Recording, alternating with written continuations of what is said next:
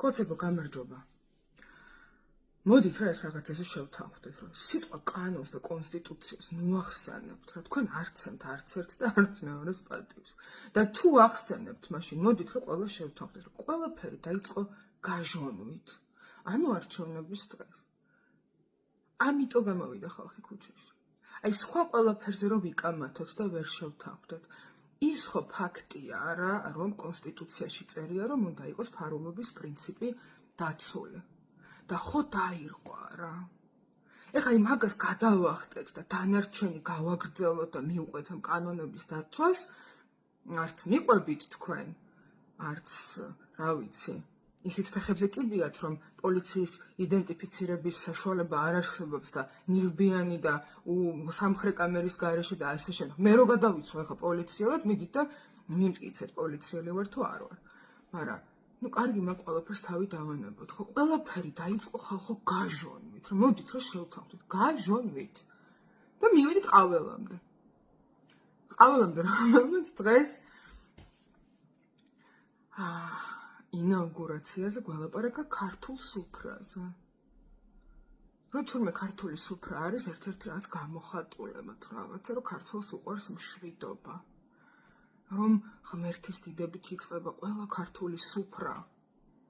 თავპირის მტრევით რომ დავრდება ნახევარზე მეტი და დაჭრით და ერთმანეთზე გადაკიდებით, ეგ არა უშავს ლამაზი მხარეები უნდა გვაჩვენოს. ვისადებილებთ ხო? ხანამ ბოლო დროში ცაზმელს ყურება დავიწყე, რაც განსხვავებული აზრის გაჟღერება დაიწყეს და მისცეს ამ ხალხს საშუალება და ნუ აი ღმერთო ჩემო ესეთი უტიფარი ქოცი ლიდერები რო არიან.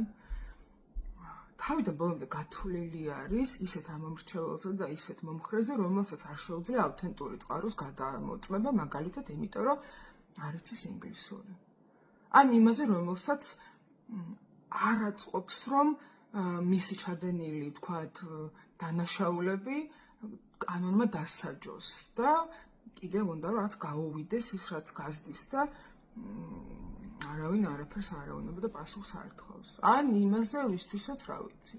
მთავარი ინფორმაციის წყარო არის რაც სადარბაზო და სამეზობლო.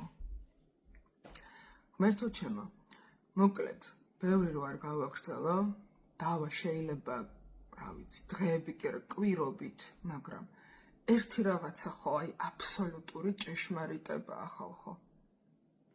ყველაფერი დაიწყო გაჟონვით. რატომ გაჟონა? ქვეყანაში, სადაც 600,000-ზე მეტი სოციალურად დაუცველია და სადაც, რა ვიცი, მელამის 9 მილიონი ადამიანი საჯარო სამსახურში მუშაობს, უბრალოდ მილიონი ადამიანი საჯარო სამსახურში მუშაობს. სადაც ქვეყნის თითქმის ნახევარს უხდის ოცნება ბიუჯეტის ხალხის ფულს და იწერს, რომ ვითომ თავისი ფული თუ რაღაც, ნაგეც აბსურდი, რომ ვერასოდეს ვერ მივედით იქამდე, რომ ბიუჯეტი არ არის პარტიის, ბიუჯეტი არის ხალხის. და მაგისთვის იბრძვის ეს ხალხი, რომ ნამდვილად რას ნიშნავს დემოკრატია, ლიბერალიზმი, ჭეშმარიტად რას ნიშნავს ეს ყველაფერი, იქნება ოდესმე მივიდეთ იქამდე, რომ გავითავისოთ, გავიაზროთ. მაგრამ ამაზეც ბევრი შეიძლება დავა, არ გვინდა შევთანხმდეთ ერთ რამეზე.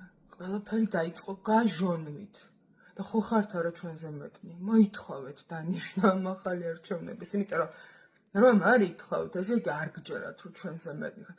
ლეგიტიმაციასაც მოიპოვებს გამარჯვებული თუ კი ოცნებამ გაიმარჯვა. ხო მოიპოვებს არა თუ გაიმარჯვა. აი რაში არის პრობლემა? რატომ არ გინდათ რომ თავიდან მოხდეს არჩევნები, ჩატარდეს არჩევნები და აღარ გაჟონოს.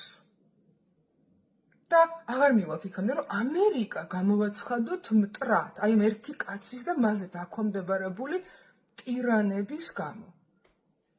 მათ სანქციებს უნდა გადაყვეს ქართული ეკონომიკა, ხო? აი მაგაზე ეკონომისტები ვილაპარაკებენ. მაგრამ ფაქტებზე ვილაპარაკოთ რა. გაჟონა. ამითი დაიწყო, რომ გაჟონა. აღიარეთ ეგ რა, რომ კონსტიტუცია მაშინ თუ დაირღვა, ეხლა რატო გველაპარაკებით რა, რომ სალომე თუ არ გამოვიდა, კი გამოვიდა, მაგრამ რომ იმუქრებოდნენ, რომ ეს არის სისხლის სამართლის დანაშაული და კონსტიტუცია დაირღვევა, სალომე თუ არ გამოვა სასახლიდან. ეხლა კაია ხო კონსტიტუციის დაცვა. რო გაჟონა პრინციპულად მნიშვნელოვანი როცა იყო. ყავალაშვილი იმას შეიჯდება უსაქმოდ, რა ქვია, სტადიონზე თუ ორბელიანების სასახლეში რა მნიშვნელობა აქვს? არავითარი. და არჩევნებს რომ არ იყო ფარულობის პრინციპი დაცული და კონსტიტუცია რომ დაირღვა, მაგას მართლა პრინციპული მნიშვნელობა აქვს. ძალიან მნიშვნელოვანია. მაგას გადავაბიჯეთ და დანარჩენი გავაგრძელეთ და მივედით ყაველამდე, მივედით უსამართლო კანონებამდე, მივედით თავპირისპირებამდე, ეს ყველაფერი შეიძლება, იმიტომ რომ კანონი ირღვევა. და ახლა კიდე რაღაცა ახალი უსამართლო კანონები, რაღაცა უკიდეგანო ჯარიმები, უმიზეზო დაჭერები, ჯიბის მოსამართლეები, ღმერთო ჩემო. აი სად ველოდოთ ახლა თქვენ როდის მიხვდებით რა შარში ხართ. აი ეს კოცები როდის მიხვდებით რა უბედურებაში აღმოჩნდით, სად ველოდოთ. დაგვიჯერეთ რა. აი ნუ დაგვიჯერებთ, მაგრამ ის ფაქტი მაინც აღიარეთ, რომ ყველაფერი დაიწყო გაჟონვით. და ამიტომ არის დასანიშნი ახალი არჩევნები. ანერა კანონს ნუ ახსენებთ საერთოდ თუ შეიძლება. ამოიღეთ ვოკაბულარიდან კანონი და კონსტიტუცია.